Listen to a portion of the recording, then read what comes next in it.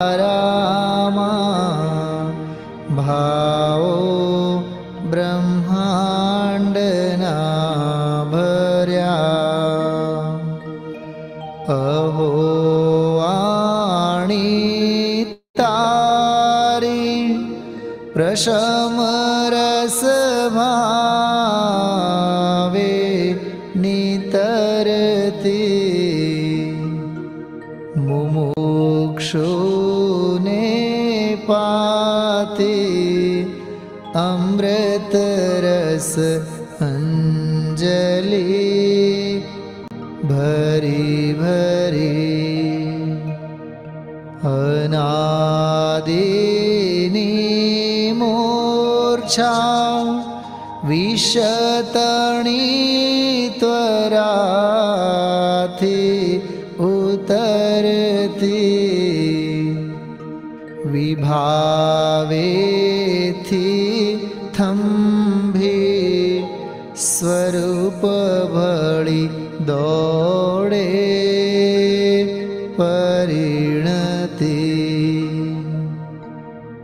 तू छे निश्चय ग्रंथ भंग सगळा व्यवहारना भेदवा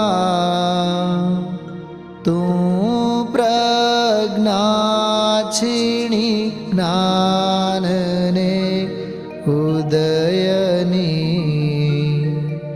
संधि सहो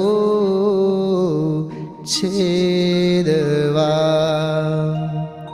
साथी साधकनो तो भानु जगनो संदेश महावीरनो विसामो भवक्लांतना हृदयनो तू पंथ मुक्ति तरणो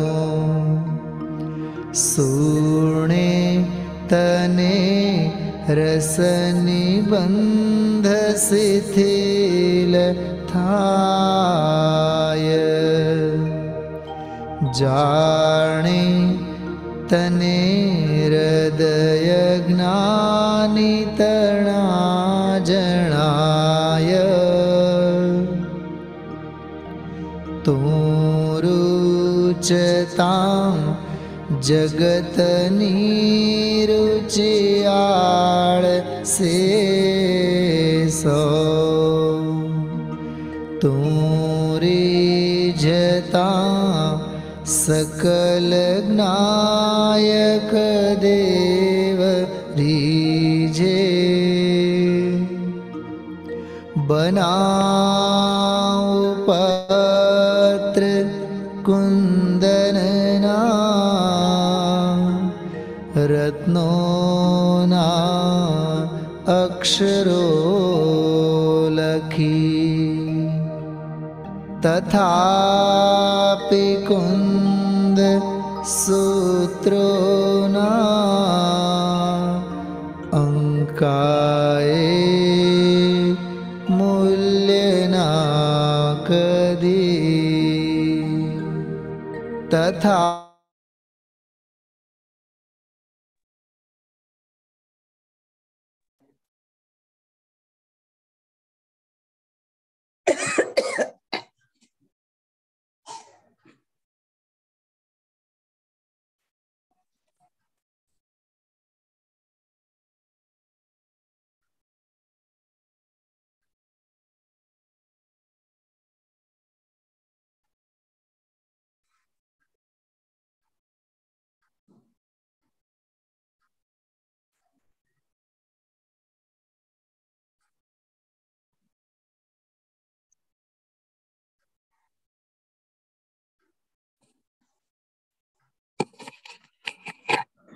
वंदित सब सिद्धे धूममल मणोवं गदिं गदं पत्ते वोच्छामि तमये पापुड़ स्मोऽस्ति। सुध केवली बड़दम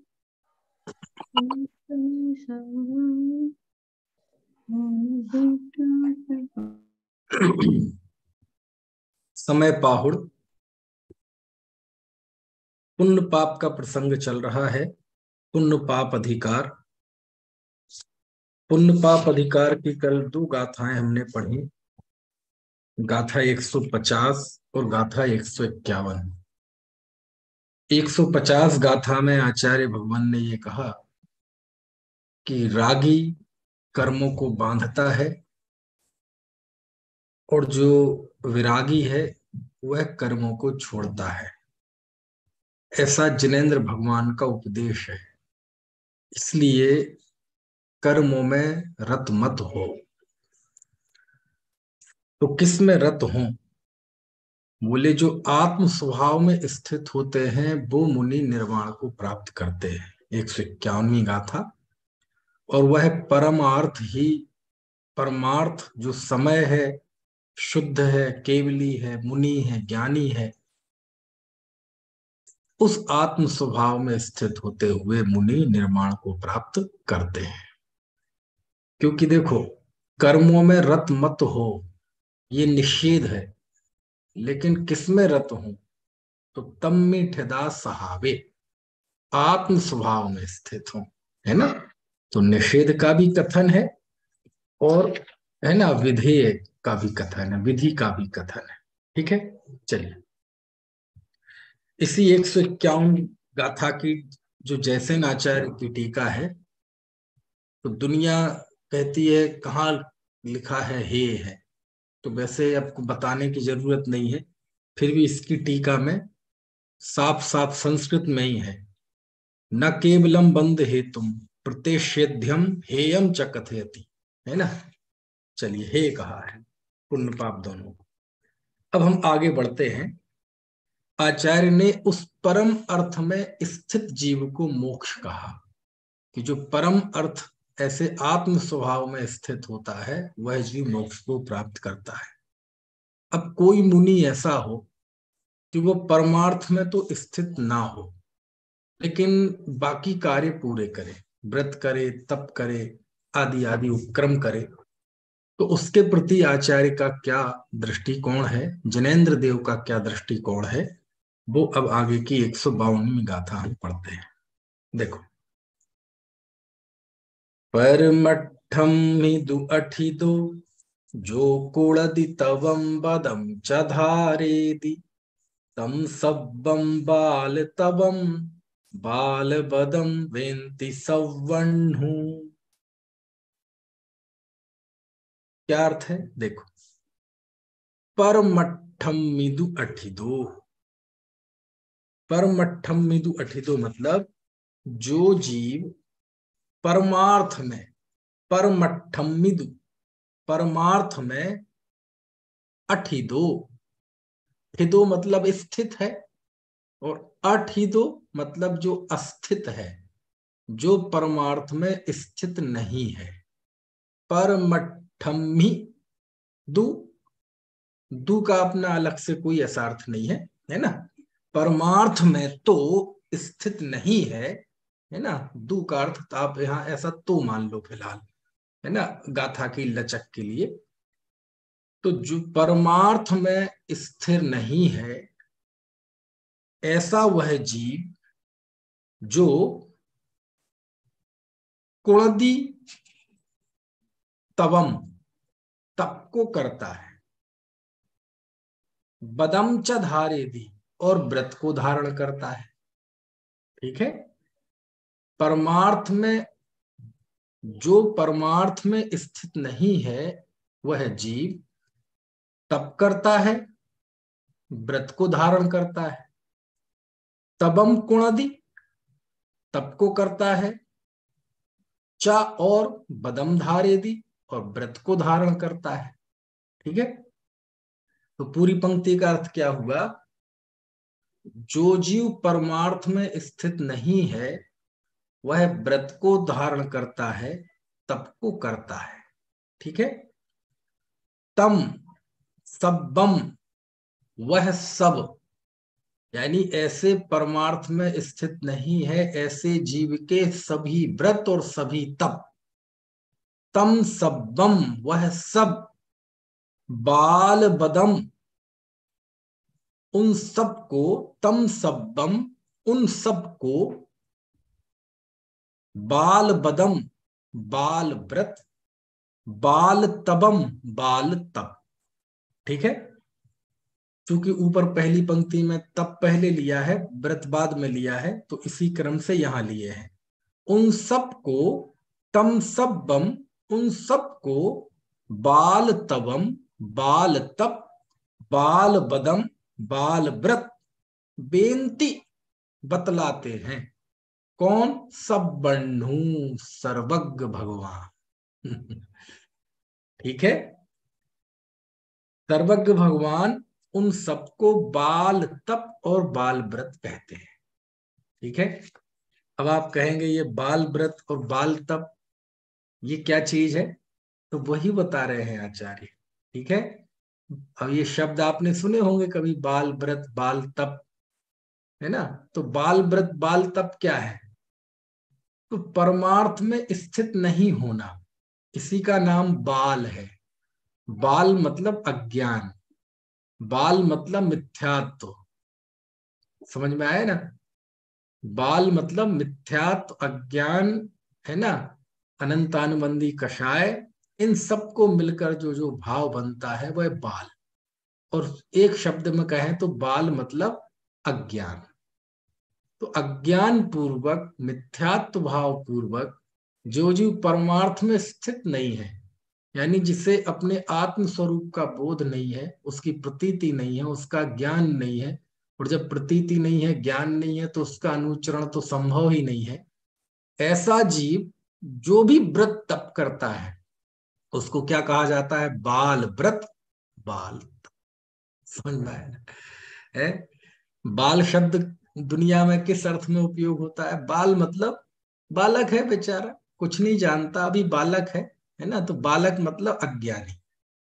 तो धर्म के क्षेत्र में अज्ञानी कौन है?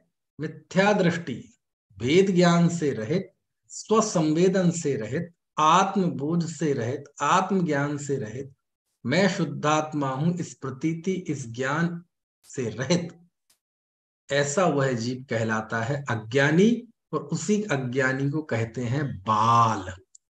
समझ में आया ना? है।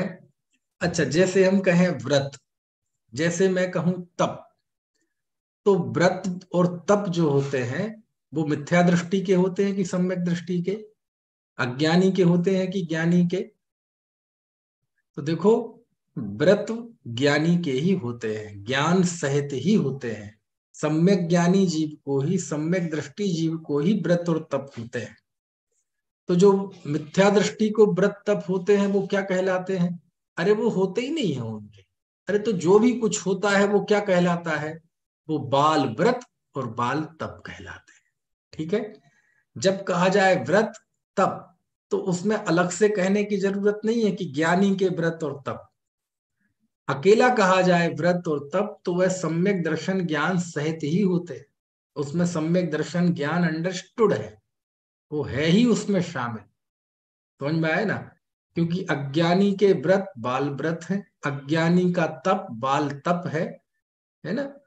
अरे ज्ञानी भी बिना व्रत के तप करे तो उसको भी बहुत प्रशंसनीय नहीं कहा शास्त्रों में, है ना?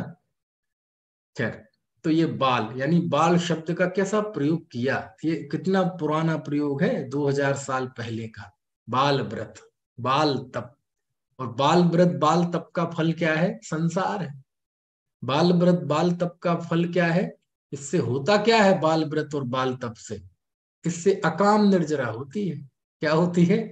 अकाम निर्जरा होगी, और पुण्य बंध भी होगा खूब।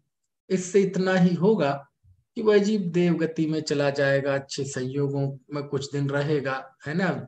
शारीरिक सुख शांति रहेगी, थोड़ी मानसिक सुख शांति रहेगी, है ना? जो है लौकिक सुख वो उसको मिल जाएगा, लेकिन अंततः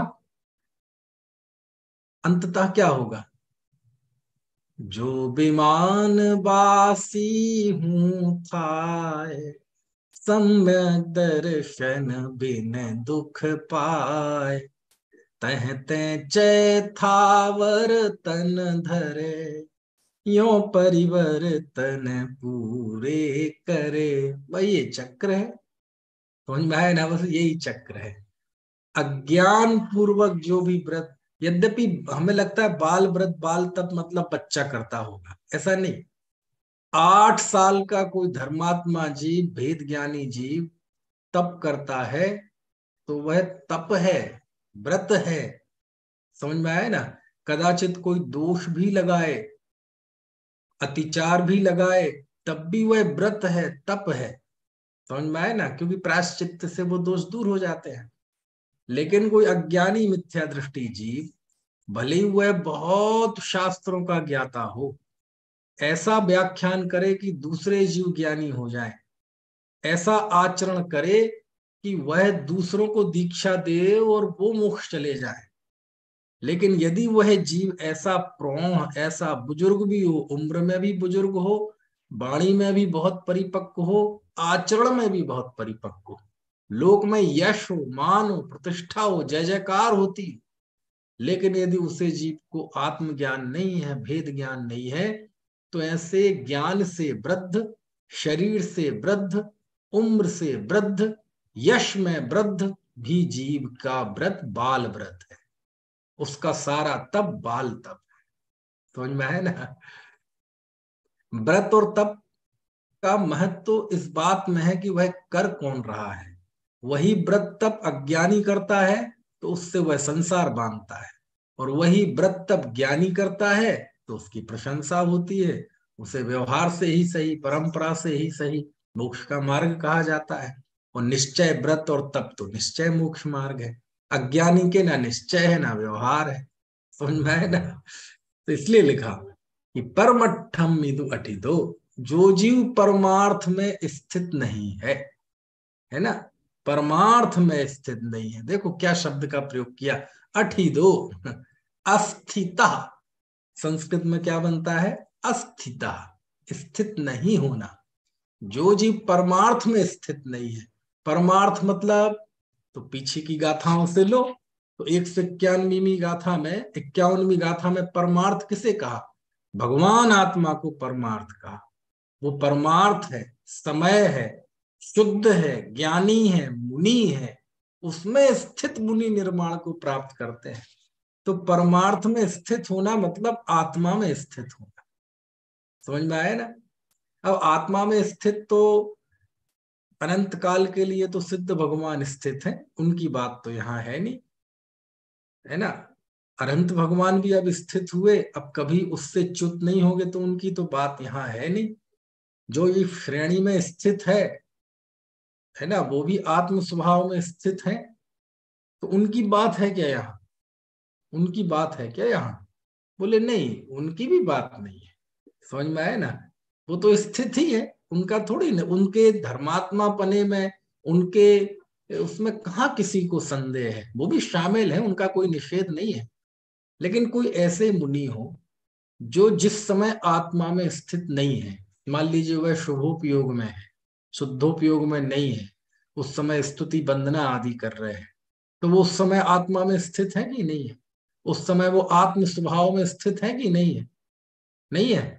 तो इस समय वो जब शुभोपयोग में स्थित है तो वो बाल व्रत हो जाएगा, उनके बाल तप हो जाएगा। नहीं नहीं नहीं नहीं, आत्म स्वभाव में स्थित होना मतलब उपयोग रूप से आत्म स्वभाव में स्थित हो तो बहुत अच्छा है ना? लेकिन उपयोग रूप में, स्वानुभव में, तो ध्यान की दशा में तो मुनि भी नहीं रह पाते हमेशा। तो जिस समय वह आत्मा का ध्यान नहीं कर रहे हैं, उस समय वो आत्म स्वभाव में स्थित नहीं है क्या? उस समय भी आत्म स्वभाव में स्थित है। अरे वो क्या, गृहस्थ भी हो और यदि वो दुकान पे भी बैठा हो, लेकिन वो भेद ज्ञानी है, आत्मज्ञानी पुरुष है, तो उस समय भी वो आत्मा की ज्ञान, आत्मा में स्थित है। ऐसा कैसे हो सकता है? उपयोग रूप से नहीं, उपयोग रूप से तो शुभ अशुभ रूप में प्रवर्तन कर रहा है। समझ में आए ना? लेकिन अंदर में प्रतीति के रूप में उसे मैं आत्मा हूं ऐसी प्रतीति 365 दिन 24 घंटे हर पल हर क्षण है ना। और ज्ञान में प्रति समय वो धारा है कि ये मैं नहीं हूं। मान लीजिए, देखो कितने टोडरमल जी ने कहा है ना कि जब तक जैसी बुद्धि पर्याय में है वैसी द्रव्य में ना हो जाए। जैसे मान लीजिए आप जो भी हैं, है ना, तो आपको अपने विषय में कितना सोचना पड़ता है ना। जैसे विभूति है तो आपको सोचना पड़ता है कभी मैं विभूति हूं। सो गए, जैसे मान लीजिए नींद में है, तो नींद से उठने के बाद आपको याद रखना पड़ता है, अरे रे मैं भूल गई थी मैं तो विभूति हूँ, मैं भूल गई थी मैं तो नेहा हूं, ऐसा याद रखना पड़ता है। महाप्रज्ञ जी आपको याद रखना पड़ता है, अरे रे याद आए सो के उठे, अरे मैं मनुष्य हूं कि नहीं देख तो लूं, हाँ 2 हाथ 2 पैर हैं, हाँ हाँ मनुष्य सही तो लग रहा हूँ, अरे मैं महाप्रज्ञ हूं कि नहीं, ऐसा सोचना पड़ता है, नहीं सोचना पड़ता। तो जैसे है ना, सांसारिक क्षेत्र में हमें पर्याय में जैसी अहम बुद्धि है, पर्याय के साथ जैसे हम तादात्म्य हैं, तो उसको विषय में सोचना नहीं पड़ता। बिना सोचे, बिना उसका ध्यान किए, बिना उसकी चर्चा वार्ता किए, एक पल भी हमारी प्रतीति में से और हमारी ज्ञान धारा में से ये जाता नहीं है कि मैं मनुष्य हूं, है ना, मैं महाप्रज्ञ हूं, मैं स्त्री हूं अथवा पुरुष हूं। जाता है क्या? नहीं। ऐसे ही जब आत्मा में प्रतीति हो जाए, आत्मा की अनुभूति हो जाए, तो फिर ऐसा सोचना नहीं पड़ता जीव को। समझ में आए ना, प्रतीति के स्तर पे 24 घंटे उसके अंदर ये धारा है कि मैं एक शुद्ध आत्मा। समझ में आया ना। बस अब उसमें स्थिर रहना चाहता है। तो पहली जो चुनौती थी उसके सामने वो थी पर्याय मूढ़ता, पर्याय बुद्धि, बहरात्म दशा। अब जब बहरात्म दशा का नाश हो गया और आत्मज्ञान सम्यक प्रकट हो गया, तो अब आगे की चुनौती है कि अपने उपयोग को कैसे दुर्ध्यान से बचाकर अपने आत्म स्वरूप के समीप ले जाए। कुछ बात समझ में आ रही कि नहीं? तो इसलिए भाई जो भी व्रत तप करेंगे, यदि वो अज्ञानी मिथ्या दृष्टि है तो वो 24 घंटे उसके बाल व्रत बाल तप है। और ज्ञानी है, भले वह उपयोग रूप से आत्म स्वभाव में स्थित ना हो। देखो, उपयोग बाहर अंदर होना ये कोई महत्वपूर्ण नहीं है। महत्वपूर्ण ये है कि अच्छा बताओ, मुनि के कितने कषायों का नाश होता है? 3 कषायों का। अनंतानुबंधी, अप्रत्याख्यानावरण और प्रत्याख्यानावरण कषाय उनके नहीं होती। एक का उदय रहता है संजुलन का, 9 कषाय का भी उदय रहता है। ठीक है। जिस समय वह आत्मा में स्थित है, आत्मा का ध्यान कर रहे हैं, उस समय भी यही स्थिति है सैद्धांतिक। 3 कषायों का उदय है नहीं, नाश है, और एक का उदय है, भले वो मंद है उस समय। और जिस समय वह आत्मा में स्थित नहीं है, शुद्धोपयोग में नहीं है, शुभोपयोग में प्रवर्तन कर रहे हैं, भक्ति कर रहे हैं, स्तुति कर रहे हैं, वंदना कर रहे हैं, शास्त्र लिख रहे हैं, पढ़ रहे हैं, तो उस समय भी उनके वही स्थिति है। कौन सी? 3 कषाय का नाश है और 1 कषाय का उदय है। तो कषाय की दृष्टि से और सिद्धांत की दृष्टि से तो कोई फर्क पड़ा नहीं। समझ में आए? मुनिराज जिस समय शौच कर रहे हैं, समझ में आए ना, मल विसर्जन कर रहे हैं, उस समय भी उनके 3 कषाय के नाश से जो आनंद है, शुद्धि है, वो प्रकट है। समझ में आ रही है? इसके विपरीत आप खड़ा करो 5वें गुणस्थानवर्ती कोई श्रावक, जिसके 2 कषाय का नाश है और 2 कषाय का अभी उदय है। जिस समय गृहस्थ सामायिक में बैठा अपनी आत्मा का ध्यान कर रहा है और दूसरी तरफ मुनि शौच कर रहे हैं, समझ में आया ना, शुद्धि क्रिया कर रहे हैं शरीर की, आत्मा की नहीं। ठीक है। बोलो किसके ज्यादा शुद्धता है? एक गृहस्थ सामायिक कर रहा है, आत्मा का ध्यान कर रहा है, और दूसरी तरफ मुनि मलमूत्र विसर्जन कर रहे हैं। बोलो किसके ज्यादा शुद्धि है? किसके ज्यादा है? गृहस्थ के? जवान संभाल के बात करना, बोले पंडित जी। उस समय भी मुनि के ज्यादा शुद्धि। क्यों? क्योंकि उनके 3 कषाय का नाश है। गृहस्थ कितना ही उसके परिणाम चढ़ जाए, लेकिन उस बाउंड्री को छू भी नहीं सकते वस्त्र रहते हुए। समझ में आया ना, ऐसा है। चलो और उसके नीचे आओ, अभी मुनि को अभी छोड़ दो थोड़ी देर के लिए। अब जो पांचवें गुण स्थान वर्ती गृहस्थ है, वह जीव दुकान पे बैठा है और ग्राहक मतलब दुकानदारी कर रहा है, किसी ग्राहक को माल बेच रहा है, अथवा और कोई भोग आदि की क्रिया कर रहा है, ठीक है। और दूसरे तरफ एक चौथे गुण स्थान वर्ती है, वह जीव आत्मा का ध्यान कर रहा है। हालांकि मुनि जैसा उसे होता नहीं है, लेकिन जितना भी होता है वो कर रहा है, एकांत में बैठा हुआ अपने आत्मा का अनुभव कर रहा है। तो बोलो विशुद्धि किसके ज्यादा है, शुद्धि किसके ज्यादा है? चौथे गुण स्थानवर्ती जीव के, जो ध्यान कर रहा है, कि वो पांचवें गुण स्थानवर्ती जो भोग कर रहा है, उसके भोग के काल में उसके, है ना, अनुभव के काल से ज्यादा शुद्धि है। क्यों? क्योंकि उपयोग से निर्णय नहीं होता, निर्णय इस बात से होता है कि आपकी पोटली में माल कितना है। कुछ बात समझ में आ रही कि नहीं है? कोई सेठ जी गए कहा, मंदिर, और मंदिर गए और वो बिल्कुल पुराने से वो धोती पंचा पहने, अब उसमें जेब तो होते नहीं है। समझ में आया? अच्छा अब देखो वो सेठ जी इतने बड़े रईस कैसे दिख रहे हैं, 200-300 रुपए का बिल्कुल सूती के कपड़े के धोती दुपट्टे पहने हुए, वो भी बहुत पुराने, कलर उनका निकल चुका है, और बारिश के दिनों में अच्छे से सूख नहीं पाते तो बदबू सी अलग आ रही है। समझ में आया ना? ऐसा पहने हुए कोई सेठ जी धोती दुपट्टा है और मंदिर के से बाहर निकल रहे हैं। अब वहां एक भिखारी है, ठीक है। ओ भिखारी सेठ जी से कहता, सेठ जी 10 रुपए दे दो। अब बताओ सेठ जी के पास 10 रुपए नहीं है, समय है क्या? तो सेठ जी तो गरीब हो गए गरीब, है ना।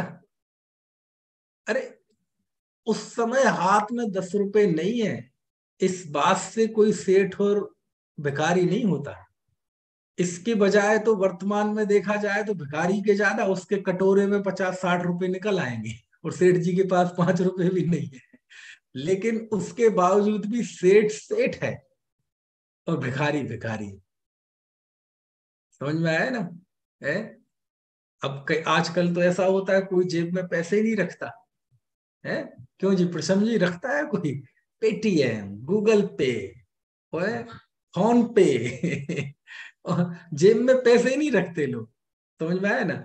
अब आप सोचो आपके पास पैसे तो जेब में से नगद है नहीं, कैश है नहीं, और एक भिखारी है उसके पास 200-500 रुपए है, तो वो आपसे रईस हो गया। अरे वर्तमान आपके पास कितना है इससे ये महत्वपूर्ण नहीं है, आपकी माल बैंक में कितना है, आपकी पोटली में कितना है, घर पे कितना है, आपकी प्रॉपर्टी कितनी है आपके पास, इससे फर्क पड़ता है। बोले इसमें किसी को संदेह होता है कोई? क्या वो 200 रुपए का सड़ा सड़ाया धोती दुपट्टा पहने हुए वो जो सेठ है वो गरीब है कि अमीर है? बहुत अमीर है। समझ में आया ना? और उसी समय कोई बढ़िया एकदम 20,000 रुपए 25,000 रुपए का सूट पहने हुए और हाथ में आईफोन 1.5 लाख रुपए का, 20,000 रुपए का एक गॉगल पहने, और वो मंदिर में आता है। समझ में आया ना? बहुत रही सही ज्यादा कुछ नहीं है, बस अभी अभी एक आध साल एक इंजीनियरिंग करे हुए हुआ है, बोले 25-30 लाख का पैकेज है, तो शुरू शुरू में थोड़ा सा, है ना, तो वो है। तो अब देखो उसकी तुलना करो, उसके पास ये सब है, और सेठ जी 200 रुपए का पुराना बदबूदार कॉटन का रंग निकल गया है ऐसा धोती दुपट्टा पहने हुए है। कौन रईस है? समझ में आए ना? और वो दिख तो वो रहा है कौन, 1.5 लाख का आईफोन, 30-35 हजार का सूट, 20 हजार का चश्मा, है ना। कहते कुछ नहीं है, उसने वो पर्सनल लोन ले रखा है। समझ में? तो कहने का अर्थ ये है, सामने तत्काल परिस्थिति में क्या है इससे निर्णय नहीं होता, वो 24 घंटे कैसा है वो निर्णय होता है। समझ में आया ना? तो अंतर की जो विशुद्धि गई, अंतर में जो परिणाम टिका, अंतर में जो अनुरक्ति बढ़ी भगवान आत्मा के प्रति, अध्यात्म भाषा में उसके शुद्धोपयोग की वृद्धि कहेंगे, सिद्धांत भाषा में ये कहेंगे कि उसके कितनी प्रकृतियों का उपशम क्षय उपशम हुआ, और तो वो सारी असंख्यात लोक प्रमाण भाव होते हैं, कैसे कैसे बढ़ा, तो सब तरह का अपना गणित है, उससे वो महत्वपूर्ण रहता है। तत्काल पोटली में कितना माल है उससे नहीं रहता। समझ में आया ना?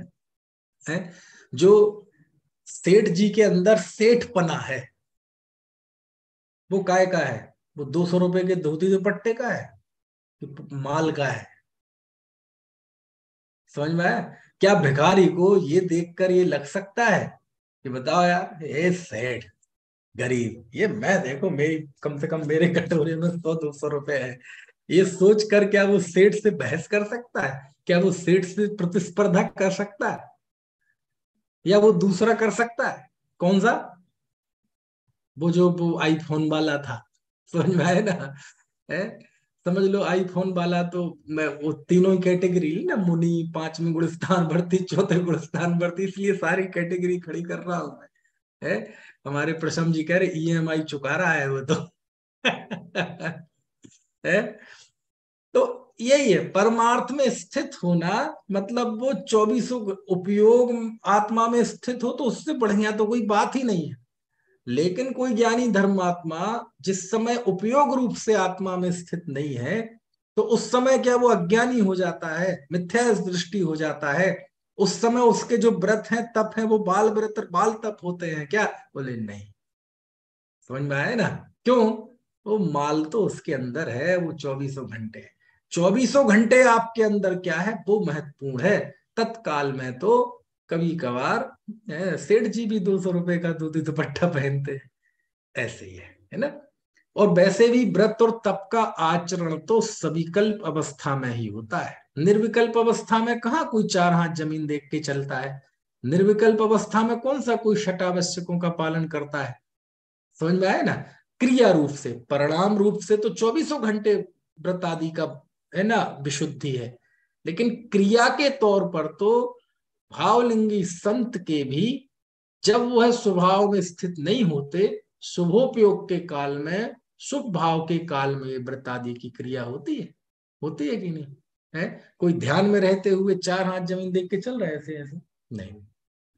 समझ में आया ना? तो 4 हाथ जमीन देख के चलना ईरिया समिति है। तो ईरिया समिति कब होगी? जब ध्यान नहीं कर रहे होंगे तब होगी, विकल्पात्मक काल में ही होगी ना।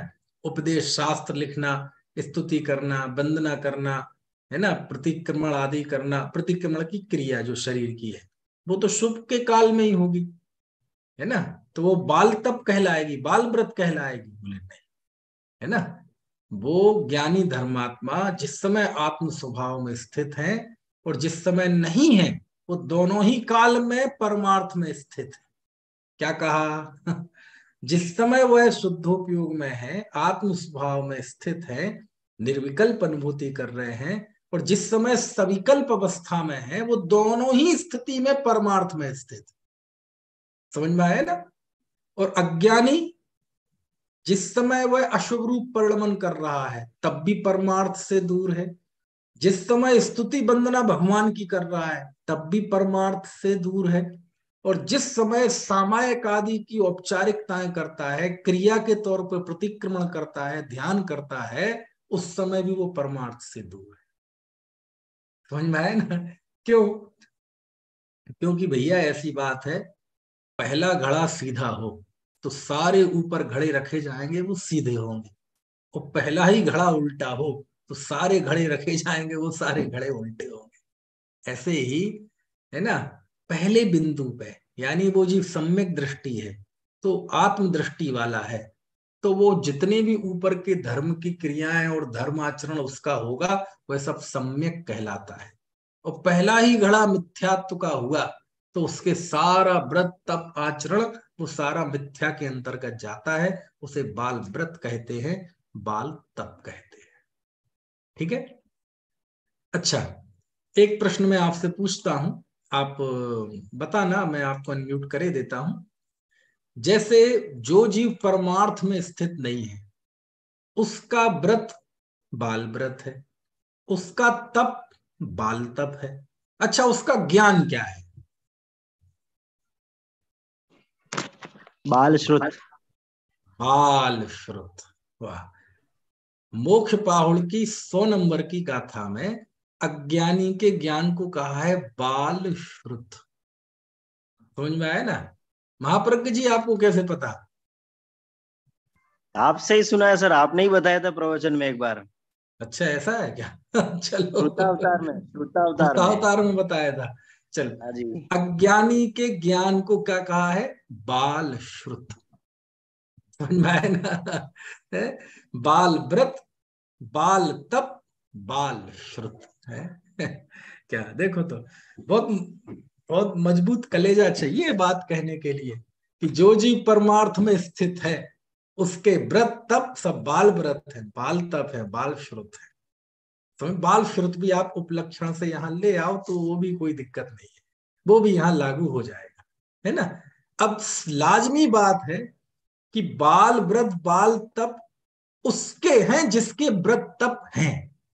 यानी अज्ञानी के व्रत और तप को बाल व्रत बाल तप कहा जा रहा है, जो व्रत है उन्हीं को बाल व्रत कहा जा रहा है।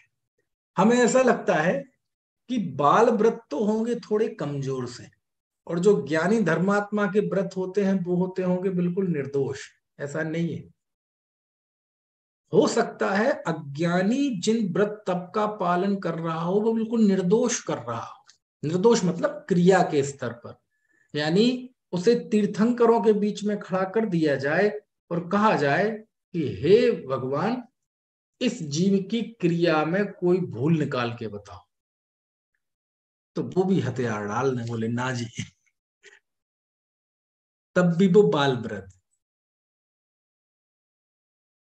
और कोई भावलिंगी संत हो, वो व्रत का पालन कर रहे हैं, तप का पालन कर रहे हैं, हो सकता है उनके व्रत तप में कदाचित कोई अतिचार भी लग जाए, तब भी वह बाल व्रत और बाल तप नहीं है। क्योंकि तप और व्रत के साथ जो बाल शब्द लगा है वो बाल शब्द मिथ्यात्व का सूचक है, वो अज्ञान का सूचक है, वो बहरात्म दशा का सूचक है। समझ में आए ना? ऐसा है बाल व्रत, बाल तप, बाल श्रुत, ऐसा। ठीक है, पढ़ो जरा गाथा, फिर से पढ़ें एक बार। परमठम मिदु अठिदो जो कुणदि तवम बदम च धारेदि तम सब्बम बाल तबम बाल बदम बेंति सवण्णु। ऐसा कौन कह रहा है? बेंति सवण्णु, ऐसा सर्वज्ञ कह रहे हैं, है ना? और एक सर्वज्ञ नहीं, सब सर्वज्ञ, ऐसा बहुवचन का प्रयोग किया, बेंति सवण्णु, ऐसा सर्वज्ञ कहते हैं, यानी ये भगवान के वचन हैं। तो इससे निष्कर्ष क्या निकला? तो क्या करें, व्रत और तप छोड़ दें? अरे व्रत और तप मत छोड़ो, परमार्थ में स्थित हो जाओ। समझ में आए ना? क्या करें, समय सार के साथ ये ही है कि जरा सा समझने में थोड़ी स्लिप हो जाए बात तो व्यक्ति एकदम झुझलाता है। तो क्या करें, बाल व्रत और तप छोड़ दें? अरे आचार्य कह रहे परमार्थ में स्थित हो जाओ। समझ में आया ना? ऊपर चढ़ने का उपदेश दे रहे हैं, वो नीचे गिरने का उपदेश नहीं दे रहे हैं। बाल व्रत बाल तप, बाल व्रत बाल तप, बाल व्रत बाल तप। हम मरे जा रहे और हमारे व्रत को बाल व्रत कह रहे हैं। क्यों मरे जा रहे हैं भाई? अमृतचंद तो आचार्य तो कह रहे हैं एक बार मर कर भी शरीर को पड़ोसी मानकर अपने आत्मा के कौतूहली हो। क्यों मरे जा रहे हैं? समझ में आया ना? क्या करें। कुंद कुंद देव ने ही एक जगह लिखा है, जो व्यक्ति धर्माचरण करता है, व्रत आदि करता है और उसमें उसको दुख लगता है तो नियम से वह अज्ञानी है, नरक का पात्र है। क्यों? क्योंकि धर्माचरण मतलब आनंद। धर्माचरण में जैसे पसीना आता है ना, दुख लगता है। कई बार ऐसे सुना होगा ना आपने, तुमसे तो बातें करवा लो, जरा एक बार कोई तप करके देखो, नानी याद आ जाएगी। अच्छा, आपको आई ना नानी याद? तो कुंद कुंद देव कह रहे अज्ञान और मिथ्यात्व की निशानी है धर्माचरण मतलब आनंद। अच्छा, एक बात बताओ, जैसे कोई व्यक्ति ईमानदार है, ठीक है, तो कोई वो कहे बता यार, सच में यार दुनिया में तो बेईमानों का राज है, बेईमानी खुश रहते हैं, बेईमान व्यक्ति आनंद में रहता है, उनको पैसा मिलता है, उन्हीं की इज्जत होती है, वही सब जगह फीते काटते हैं, उनके सामने पीछे लोग घूमते हैं। ईमानदार आदमी का क्या है, बस उसे तो परेशानी सहना है। भाई साहब बहुत परेशानी है, दुख है। मैंने तो ईमानदारी से पूरा जीवन जिया और दुखी रहा। नहीं हो तुम ईमानदार, बेईमान हो तुम। बोले क्यों? क्यों? भाई ईमानदार होने पर जो आनंद होता है, जो चेहरे पे चमक होती है, वो कहाँ है? ईमानदार रहते हुए भी तुम्हें बेईमानी से जलन हो रही है, ईमानदार रहते हुए तुम कष्ट भोग रहे हो, इसका मतलब तुम में बेईमान करने की हिम्मत नहीं है, या मौका नहीं मिला है, या कमजोर कलेजे के हो, या फ्रस्ट्रेशन में जी रहे हो, इसलिए तुम इस तरह के हो। यदि तुम स्वाभाविक तौर पर ईमानदार होते, नेचुरल ईमानदार होते, तो ईमानदारी में खुश होते, आनंद महसूस करते। लेकिन यदि ईमानदारी में तुम्हें दुख लग रहा है, इसका मतलब तुम ऊपर से उड़े हुए ईमानदार व्यक्ति हो। तुम साव में ना, वो क्या कहना चाहिए, स्वाभाविक ईमानदार नहीं। क्योंकि ईमानदार मतलब खुश, ईमानदार मतलब निश्चिंत, ईमानदार मतलब कोई चिंता नहीं, ना आगे की ना पीछे की ना कुछ है। झूठे आदमी को सब याद रखना पड़ता है कि मैंने किससे क्या कहा, किससे क्या कहा। ईमानदार आदमी को, सच बोलने वाले को, तुमसे भी वही कहेगा, तुमसे भी वही कहेगा, उससे भी वही कहेगा, फोन पे भी वही कहेगा, प्रत्यक्ष में भी वही कहेगा। क्यों? सच तो से एक सही होता है। तो यदि आप ईमानदार हैं तो आप खुश होंगे जीवन में, है ना। गरीबी अमीरी तो एक तरफ है, आप अंदर से प्रसन्न होंगे, आपके चेहरे पे वो निश्चिंतता की, वो सौम्यता की लालिमा दिखेगी। और वो नहीं दिख रही है, मतलब आपकी ईमानदारी झूठी है। आपको बेईमानी से ईर्ष्या हो रही है, रईसों से ईर्ष्या हो रही है, इसका मतलब आपकी ईमानदारी सही नहीं है। ऐसे ही व्रत करना, तप करना, घर छोड़ना, वस्त्र छोड़ना, ये सब काय की चीज है? आनंद की चीज है। ये आनंद, वैराग्य, वैराग्य दुखदायक होता है। यदि हम वैराग्य को दुखदायक माने तो अभी हमें तत्व दृष्टि प्रकट नहीं है। यदि वैराग्य दुखदायक है, ऐसा हमने माना, निवृत्ति दुखदायक है, ऐसा यदि हमने माना, इसका मतलब विषयों में प्रवृत्ति सुखदायक है, इसका मतलब राग भाव सुखदायक है। इसलिए वैराग्य तो आनंद होता है, आनंद की जननी कहीं वैराग्य भावना हो। कहा ना, इन चिंतत सम सुख जागे, ये कहां लिखा? दुख जागे, छड़ाला में लिखा ना।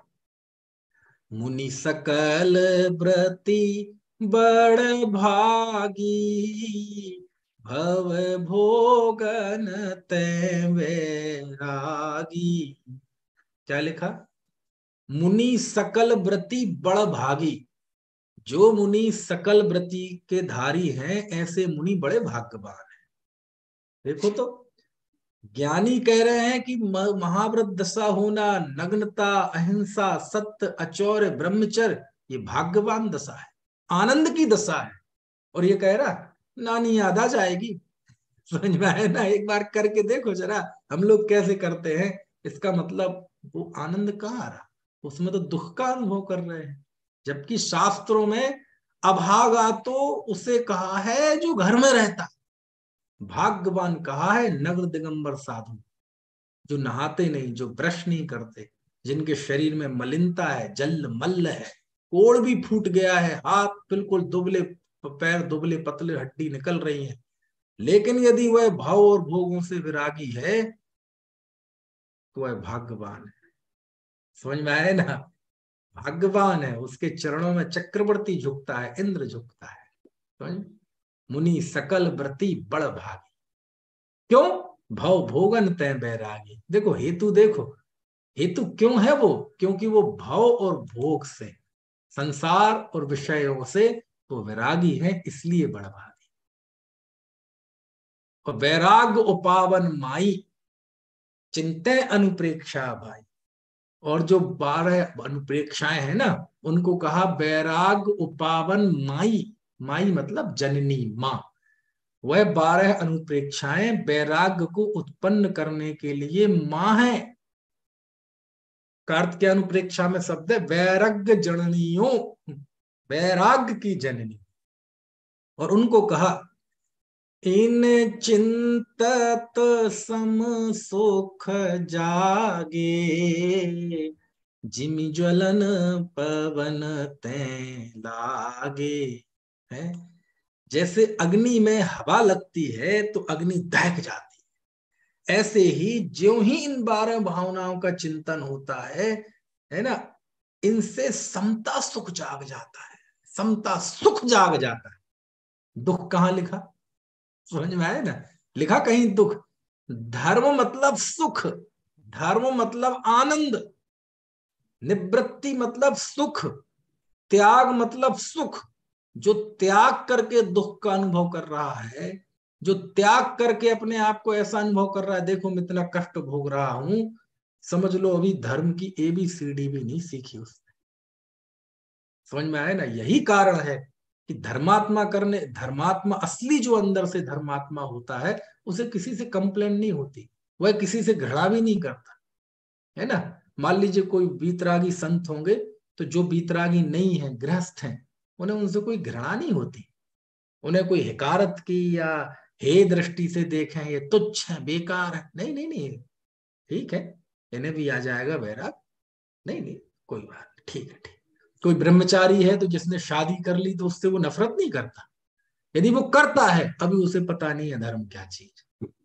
समझ में आया ना, है जिस जो चीज उसके हाथ में हाँ कदाचित करुणा भाव आ सकता है, एक स्वाभाविक करुणा आ सकती है, और वो करुणा तो उनकी सारे जीवों के प्रति है, जो भी दुनिया में दुखी हैं, पीड़ित हैं, क्लेशवान है ना, शोषित हैं, उपहासित हैं, दलित हैं, है ना, उपेक्षित हैं, है ना, टूटे हुए हैं, उन सबके प्रति उनको करुणा भाव है। वो करुणा भाव अलग है, लेकिन एक फ्रस्ट्रेशन वाली तृष्णा, घृणा, ऐसा उनके नहीं होता।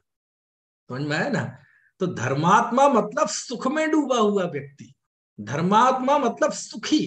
क्या करे, धर्म से शब्द से जिसे थोड़ी चिढ़ लगती हो, धर्म शब्द से ही जो दूर भागता हो, तो कहते भैया तुम्हें धर्म नहीं चाहिए, सुख तो चाहिए ना, सुख तो चाहिए ना। चलो धर्म तो अफीम है, लेकिन चाहता तो सारा संसार सुख है ना। लेकिन आज तक बताओ किसी व्यक्ति को कितनी वस्तुएं दे दी जाए कि वो सुखी हो जाए, कितनी चीजें दे दी जाए आपको, पैसा, ये जो लौकिक ज्ञान विज्ञान है, ये आपको पंख तो दे सकता है, लेकिन दृष्टि तो आपको अध्यात्म देगा, जीना तो आपको अध्यात्म सिखाएगा। समझ में आया ना।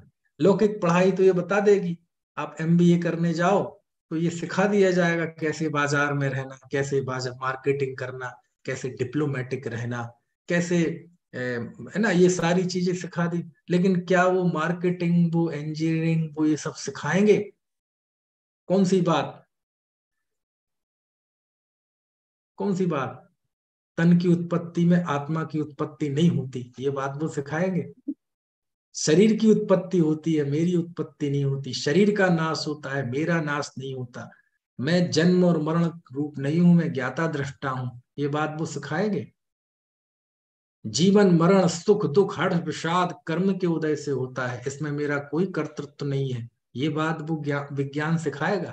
विज्ञान तो कहेगा आत्मा होता ही नहीं है, विज्ञान तो कहेगा स्वर्ग नरक होता ही नहीं है, विज्ञान तो कहेगा कोई भगवान नहीं होते, विज्ञान तो कहेगा कोई तप नहीं होता। मतलब वो तो ये कहेगा कि बस तुम काम करते रहो, काम करते रहो, एक दिन मर जाओ, बस जीवन खत्म, इसके आगे पीछे क्या सोचे। समझ में आया ना। तो बोले धर्म से, धर्म शब्द बुरा लगता है ना, लेकिन सुख, सुख तो चाहिए ना, आनंद तो चाहिए ना, मौज में तो रहना है ना जीवन में। तो बोले हाँ रहना है। तो भैया मौज, जो मौज विषय कषाय रुपए पैसे के अधीन हो, वो कोई मौज है? आपका जो सुख जो आनंद इनके अधीन हो, वो कोई आनंद है? आनंद तो वो होना चाहिए जिसमें किसी की जरूरत ना हो, बस जहां मैं अकेला हूं, मैं ही हूं, मैं ही आनंद का भोगता हूं, मैं आनंद का समूह हूं, मुझ में ही आनंद भरा। ऐसा जो आनंद है, स्वाधीन सुख, वही आनंद है, सबको चाहिए। इसलिए धर्मात्मा मतलब सुखी, सुखिया सदैव एक जीव समकिति है। वो छंद सुनाया था ना एक दिन धर्मात्मा मतलब सुखी, धर्मात्मा मतलब हो सकता है हड्डियां निकल आई हो चेहरे पे, हो सकता है आंखें धस गई हो, बाल सफेद हो गए हो, बिल्कुल शरीर कमजोर पड़ गया हो, लेकिन भीतर से प्रसन्न था। किसी से कोई शिकायत नहीं, किसी से कोई कंप्लेंट नहीं। साहब वो आपके बारे में बुरा कह रहा था, कोई बात नहीं, वो प्रशंसा कर रहा था, कोई बात नहीं, समझ में आया ना, ऐसा आनंद में। तो धर्मात्मा जी आनंद में डूबा रहता, उसे धर्माचरण कष्टप्रद नहीं लगता। छेड़ाला में पंक्ति है, आत्म हित हेतु विराग ज्ञान ते लखे आपको कष्ट दान। आत्मा के हित के लिए जो वैराग्य है, ज्ञान है, वह जीव उसे दुखदायक मानता है। ये भ्रम में है, भूल में लिखा है दूसरी ढाल में, समझ में आए ना। इसलिए कोई कहे कि नहीं साहब 2-4 बार करके देखो पता चले, हाँ हम नहीं कर पा रहे हैं, हमारी कमजोरी है, लेकिन जिस अकड़ में तुम कह रहे हो ना, ये अकड़ ये बताती है कि तुम्हारा आचरण बाल व्रत बाल तप है। अरे बाल व्रत बाल तप तो वो है जो आचरण सही किया जा रहा हो। बाल व्रत भी कठोर होता है, बाल तप भी कठोर होता है। अज्ञानी जो व्रत कर रहा है, जिसे बाल व्रत कह रहे हैं, वो कोई ऐसा नहीं होता है कि ले लिया अहिंसा व्रत लेकिन हिंसा में पूरी अनुमोदना है, ले लिया सत्य व्रत लेकिन सत्य का स्वरूप ही नहीं पता। जिस बाल व्रत बाल तप को आचार्य कह रहे हैं वो कठोर है, समझ में आया ना। वो ऐसा नहीं है कि कोई राह चलते उन बाल व्रत और बाल तप का पालन कर ले। तप अनशन तप, ये ऐसा अनशन तप, ऐसे अनशन तप को बाल तप नहीं कहा जा रहा है कि हमने मतलब भोजन का तो त्याग कर दिया सुबह से लेके शाम तक, लेकिन बाकी पाप पूरा चल रहा है। दुकान चल रही है, राजनीति चल रही है, इंटरनेट चल रहा है, फेसबुक चल रहा है, दुर्ध्यान चल रहा है, किससे चल रहे हैं, टीवी चल रही है, बस भोजन नहीं कर रखा। तो ये ऐसा तप नहीं है, समझ में आया ना। जिस बाल व्रत बाल तप को आचार्य कह रहे हैं, वह अज्ञानी जिस बाल व्रत तप कर रहा है वो कठोर आचरण करता है, कठोरता के साथ व्रत को पालन कर रहा है, उसमें कोई लांछन नहीं है, कोई अनाचार नहीं लगाता है, समझ में आया ना। ऐसा बाल व्रत है उसे बाल तो केवल इसलिए कहा जा रहा है क्योंकि वो अज्ञानता पूर्वक हो रहा है। ये उसका बड़ा पर्सनल मैटर है, अज्ञानी और ज्ञानी होना। लोक में तो वह बाल वृत्ति नहीं, वो तो पूरा वृत्ति ही दिखेगा। लोक में तो उसकी पूजा होगी उस व्रत तप के कारण, लोक में तो उसकी जय जयकार होगी, उसके फोटो जड़े जाएंगे, आरती होंगी, अर्घ दिए जाएंगे, संसार में यश होगा, युगों युगों तक नाम चलेगा। कुछ बात समझ में आ रही है कि नहीं। तो बाल व्रत मतलब वो कोई बाहर में भ्रष्ट हो ऐसा नहीं, बहुत कठोरता के साथ व्रत का पालन करता है। जरा सा कोई दोष आ जाए तो उसे बर्दाश्त नहीं करता। जैसे आंख में जरा सा थोड़ा सा भी कचरा आ जाए तो जब तक आप वो निकाल नहीं लेंगे तब तक आप चैन से नहीं बैठेंगे। बैठते थोड़ा सा आंख में कचरा आ जाए, व्याख्यान करते करते भी मुझे आंख में कचरा आ जाए तो मैं ऐसे करूंगा, बेचैन रहूंगा जब तक कि निकल ना जाए। ऐसे ही वो व्रतधारी जिसे बाल व्रत कह रहे हैं, जरा सा भी दोष आ जाए तो बर्दाश्त नहीं करता। आप ये मत सोचना ये बाल व्रत बाल तप वाले कहीं मिल जाएंगे, हमें कोई बाल व्रत बाल तप वाला दिख तो जाए हम समझ में आया ना। क्यों? अरे कोई बाल व्रत बाल तप वाला दिख जाए तो चरणों में लुट जाएंगे उसके, क्योंकि बाल वो उसके व्रत बाल हैं कि सम्यक ज्ञान पूर्वक है, ये हमें नहीं दिखाई देता। ये तो उस जीव का पर्सनल मैटर है, हमें तो उसके व्रत और तप दिखाई देंगे। और यदि वह व्रत और तप का कठोरता से पालन करता है तो हम तो चरणों में लुट जाएंगे। इसलिए बाल व्रत बाल तप की ऐसी कोई इमेज मत बनाना कि बाल व्रत बाल तप ये कोई है ना शिथिलाचार है, ये भ्रष्टाचार है, ऐसा नहीं है। बाल व्रत और बाल तप क्रिया के स्तर पर और परिणामों के स्तर पर भी, भावों के स्तर पर भी बहुत कठोर है। बहुत कठोर अनुशासन है उस जीव का। स्वप्न में भी किसी जीव की विराधना नहीं करता, स्वप्न में भी किसी जीव है ना को कष्ट देने का नहीं सोचता, स्वप्न में भी मन में छल भाव नहीं आता, स्वप्न में भी कोई वस्तु प्राप्त करने की इच्छा नहीं है, स्वप्न में भी कोई परिग्रह नहीं है। समझ में आया ना? ऐसा वो व्रतधारी है जिसे वो बाल व्रत कह रहे हैं। लेकिन यदि वो आत्मज्ञान से रहित है तो आचार्य कहते वो बाल व्रत है। और तब कैसा? ऐसा भी हो सकता है कि कोई जीव मुनि बन के पर्वत के ऊपर चला जाए, गर्मी में पर्वत के ऊपर, ठंड के दिनों में नदी के किनारे, और बारिश के दिनों में पेड़ के नीचे। क्यों? गर्मी के दिनों में पर्वत के ऊपर गर्मी ज्यादा होती है, ठंड के दिनों में नदी के किनारे ठंड ज्यादा होती है, और बारिश के दिनों में पेड़ के नीचे बारिश बंद भी हो जाए तब भी पानी टपकता रहता है। इन्हीं को कहते हैं आतापन योग, अभ्रावकाश योग, नाम सुने ये सब? चलो खैर, तो ऐसा करता हुआ भी, और उस जीव के इतनी कषाय की मंदता होती है कि कोई गाली दे कोई बात नहीं, पाप का उदय है, कोई प्रशंसा करे कोई बात नहीं, ये तो उदय की विचित्रता है। कोई आके हमला कर दे, गाली सुनी मन खेद न आनो, गुण को अवगुण कहे अयानो, कही है अयानो वस्तु छीने, बांध मार बहु विधि करे, घर तय निकारे तन बिदारे, बैर जो ना तहां धरे।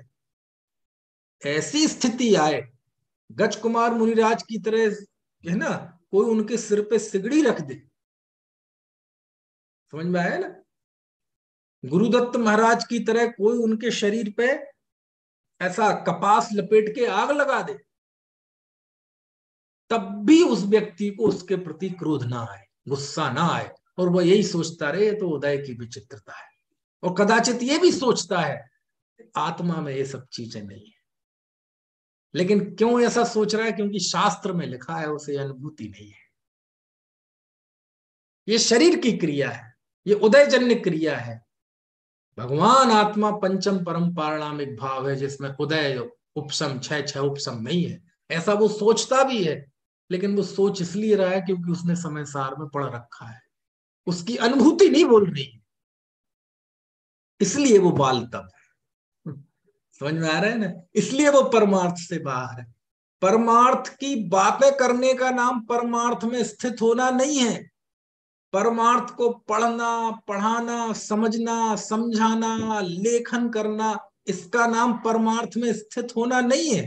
क्योंकि यदि इसका नाम परमार्थ में स्थित होना होता तो अनपढ़ व्यक्ति तो कभी परमार्थ में स्थित हो ही नहीं पाता। जिस व्यक्ति को बुद्धि नहीं है, कोई टैलेंट नहीं है, कोई खास ऐसी प्रतिभा नहीं है, वो तो कभी परमार्थ में स्थित हो नहीं पाता। परमार्थ में स्थित होना, इसके लिए कोई अक्ल, कोई बुद्धि वैभव की जरूरत, कोई बहुत बड़े शिक्षण प्रशिक्षण की जरूरत, कोई सिद्धांत ग्रंथों के ज्ञान की, कोई चारों अनियों के ज्ञान की जरूरत हो, ऐसा नहीं है। जिस जीव ने स्वीकार कर लिया कि मैं शरीर नहीं हूं, मैं शुद्ध चेतना, मैं आत्मा हूं, बस इतना पर्याप्त है उसके लिए। अब तो इसी का अभ्यास चलना है, बस इसी में अनुरक्ति बढ़ानी है। यानी शरीर में नहीं हूं ये शास्त्र नहीं बोले, उसकी अनुभूति बोले, उसका नाम परमार्थ में स्थित है।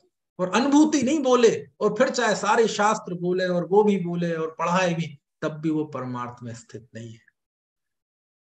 तो चाहे परमार्थ में स्थित हुए बिना ज्ञान हो तो वो भी बाल श्रुत है, व्रत हो तो वह बाल व्रत है, और तप हो तो वो बाल तप है।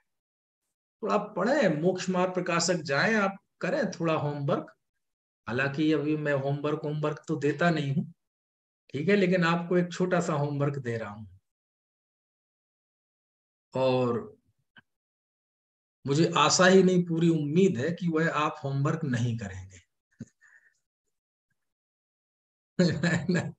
फिर भी दे रहा हूं, आप थोड़ा पढ़ना, मोक्ष मार्ग प्रकाशक निकालना, उसका 7वां अध्याय है, और आप पढ़ना उसमें धर्म बुद्धि से धर्म धारक व्यवहाराभासी। व्यवहाराभासी का प्रकरण तो लंबा है, 4 प्रकार के व्यवहाराभासी हैं, 4 नहीं पढ़ना आप। मैं ये नहीं कह रहा हूं पूरा मोक्ष मार्ग प्रकाशक पढ़ना, केवल 7वां अध्याय। 7वां अध्याय में भी ये नहीं कर रहा पूरा पढ़ना, केवल व्यवहाराभासी। व्यवहाराभासी में भी 4 प्रकार के हैं, वो चारों नहीं कह रहा हूं, केवल एक प्रकार का, धर्म बुद्धि से धर्म धारक व्यवहाराभासी।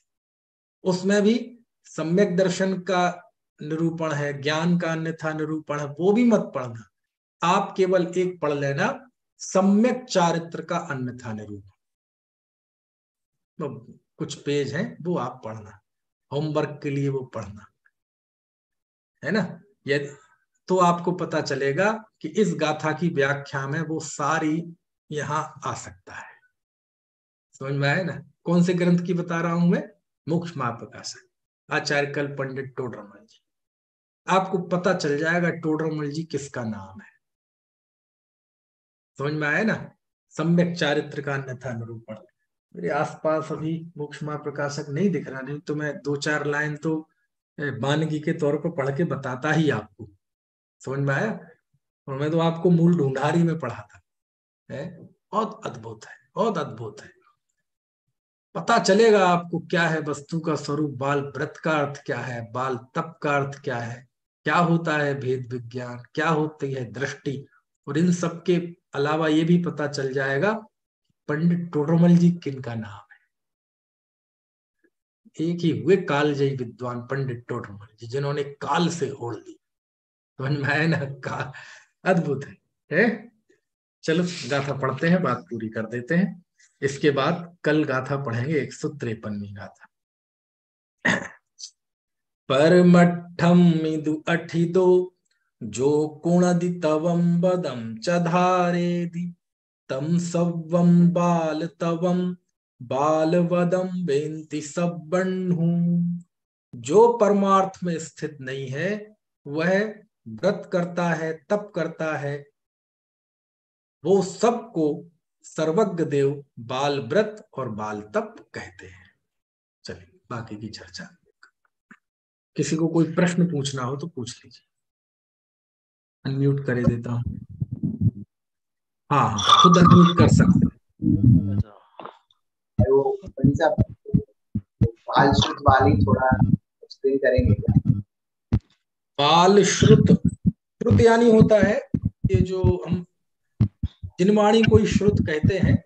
तो यदि आत्मज्ञान नहीं है और कोई बहुत शास्त्र पढ़ ले तो जो ज्ञान प्राप्त किया उसी को ही कहते हैं बाल श्रुत। यानी अज्ञानी का जितना भी जिनवाणी का ज्ञान है वो कहलाता है बाल श्रुत।